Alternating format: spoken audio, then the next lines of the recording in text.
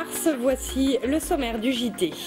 Tag de vin, une idée développée à l'université de Nantes, une étiquette et un code barre sur les bouteilles permettent d'en apprendre énormément sur le vin qu'elles contiennent. Technologie encore et Angers qui se recrée en 3D. Sur Internet, découvrez l'univers développé par OptiShops. Reynald Verquin, son fondateur, est ce soir sur notre plateau pour nous expliquer comment gérer nos avatars dans ce nouveau réseau social. Il nous donnera aussi les définitions de ces mots très virtuels. Enfin, plus classique, Broc et Puce, le salon des brocantes et des antiquités qui se tiendra tout le week-end au Parc Expo d'Angers. On commence avec une drôle d'étiquette qui pourrait bien révolutionner le quotidien des amateurs de vin. Tag de vin, c'est son nom, est un dispositif inventé par des étudiants de Nantes. Il permet d'obtenir sur son téléphone portable une mine d'informations sur le vin que l'on est en train de déguster. Les explications d'Anne Judic et Timothée Lefebvre.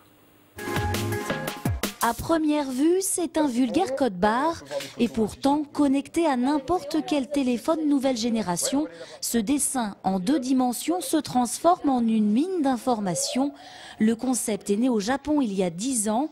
Pour la première fois en France, ce chercheur de l'université de Nantes vient de l'adapter aux bouteilles de vin. L'idée, c'est tout simplement de venir positionner son iPhone devant le QR code, donc le code barre 2D, et celui-ci de façon automatique reconnaît et interprète le code barre 2D et va directement se connecter sur une plateforme, un univers multimédia qui va justement proposer en plusieurs langues une description du vin en racontant l'histoire associée, en racontant les valeurs du domaine. On peut même trouver des vidéos en ligne. Le concept a été développé avec 3 vignerons bio de Loire-Atlantique. Ils ont été séduits par ce nouveau moyen de communication. L'arrière de la bouteille, c'est tout petit. Alors on peut mettre quelques bricoles. Je peux mettre que par exemple, s'il y a un petit peu d'épaule dans le vin, c'est pas grave. Mais à part ça, c'est vite limité. Tandis qu'avec le tag de vin, c'est beaucoup plus, c'est beaucoup plus vaste. Et en plus, ça permet de rejoindre notre site, de rejoindre d'autres choses, d'avoir des liens qu'on ne pourrait pas avoir avec la simple étiquette. Le tag de vin débute sa commercialisation chez quelques cavistes pour permettre à leurs clients de mieux s'informer avant d'acheter ou de jouer les œnologues lors d'un dîner. Le producteur devra débourser entre 1 000 et 4 000 euros pour s'offrir cette étiquette. Avis aux viticulteurs angevins. En bref, manifestation d'une centaine de professeurs de collège et de lycée aujourd'hui dans le centre-ville d'Angers. Ils ont défilé contre la réforme des lycées, une journée de grève plutôt peu suivie. Il faut dire qu'une autre journée d'action aura lieu mardi 23 mars prochain dans la fonction publique.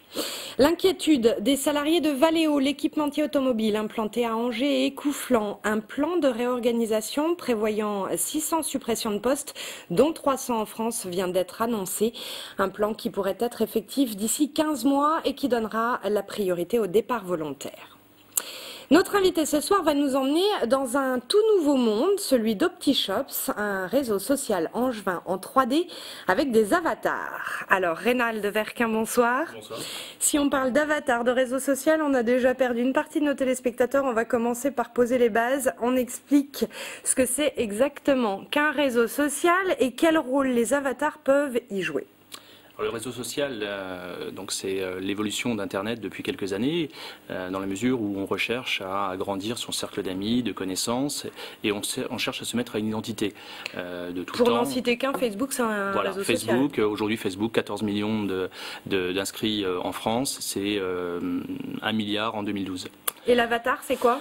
L'avatar, c'est une représentation, puisque Facebook, eh bien, on parle au travers d'un ce qu'on appelle un chat, d'une messagerie simple. L'avatar, c'est une matérialisation de la personne, de l'envie, d'expression de son caractère. C'est une manière aussi de pouvoir se rapprocher des autres, puisque l'avatar est surtout fait pour rapprocher les personnes et non pas se dissimuler derrière une image, ce qui était le cas il y a quelques années. D'accord. Bon, partons avec tout ça. On va expliquer ce que c'est qu'OptiShop. C'est donc un réseau social angevin que vous avez créé. Un monde virtuel où les angevins peuvent se retrouver pour discuter, pour trouver des informations locales, faire du shopping.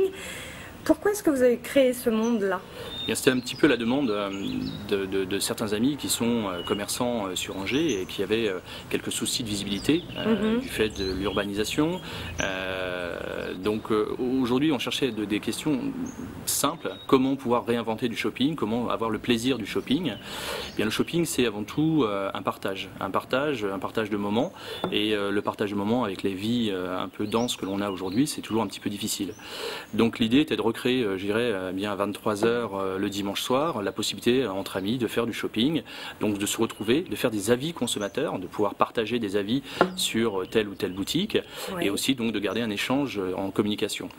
Donc on a recréé donc une ville virtuelle dans laquelle on va pouvoir faire ses achats, pouvoir se promener, pouvoir discuter avec ses amis.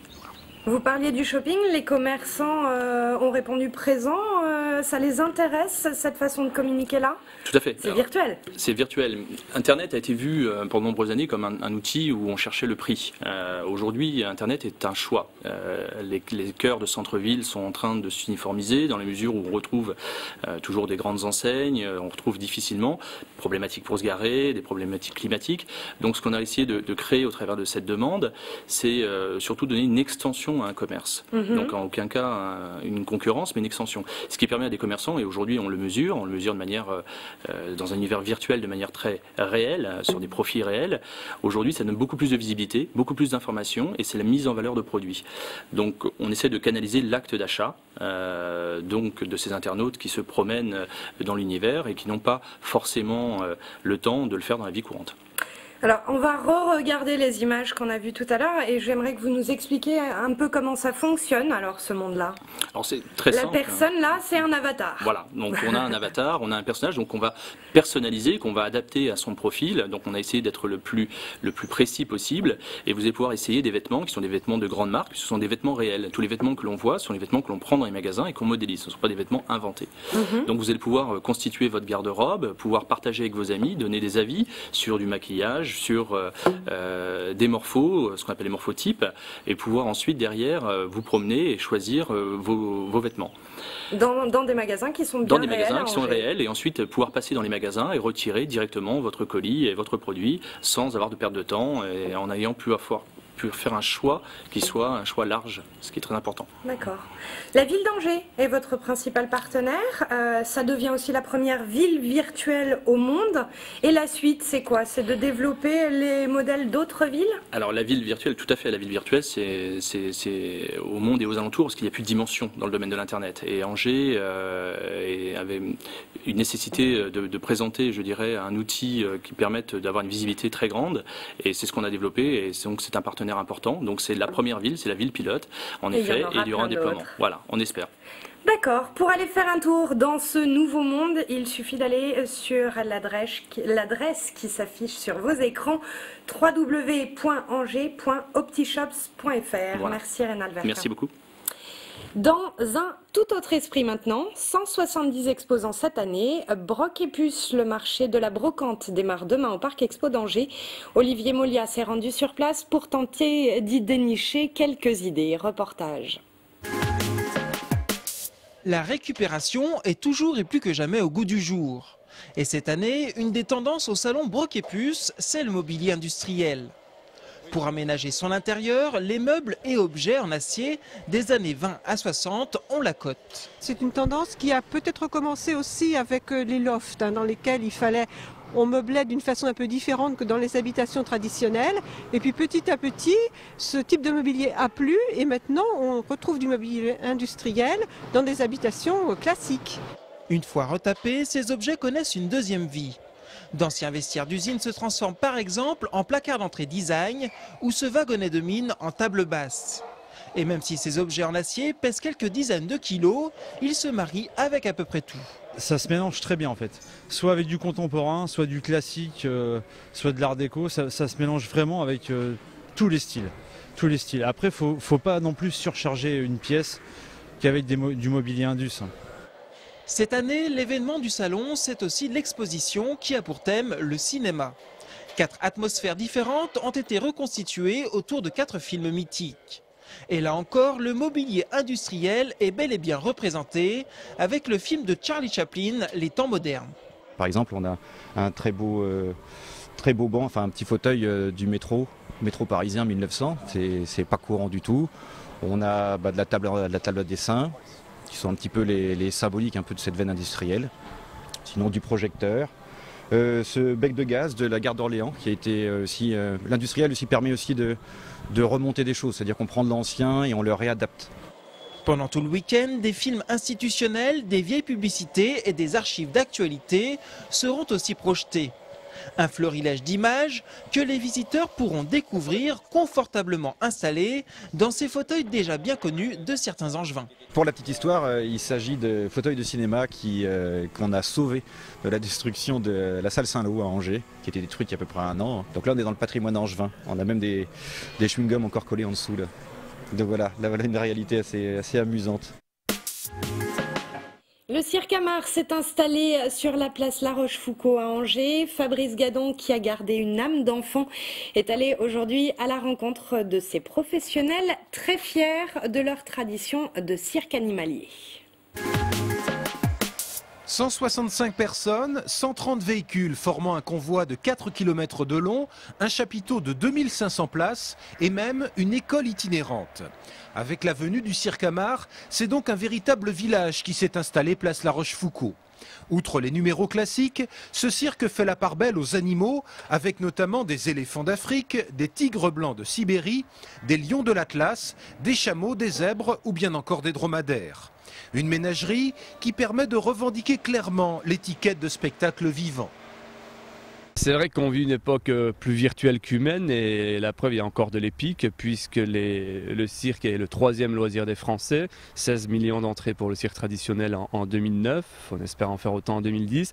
Et la magie du cirque, c'est l'authenticité, le spectacle vivant, c'est du vrai, il y a des couleurs, des odeurs, du bruit, de la musique et c'est un spectacle authentique. La première représentation du cirque Amar a lieu ce soir, place La Rochefoucauld à Angers, un cirque qui restera sur ce site jusqu'à mercredi soir. Une dernière info, premier tour des élections régionales dimanche. Dans le département, les bureaux de vote seront ouverts entre 8h et 19h sans interruption. Notez qu'en G7, votre télévision consacrera sa soirée à l'événement politique avec des flash infos toutes les demi-heures à partir de 19h30 et une émission spéciale en direct avec les résultats, les analyses et les réactions à partir de 21h, le tout présenté par Fabrice Gadon. Le JT, lui, revient dès lundi. Passez une très bonne soirée. À bientôt.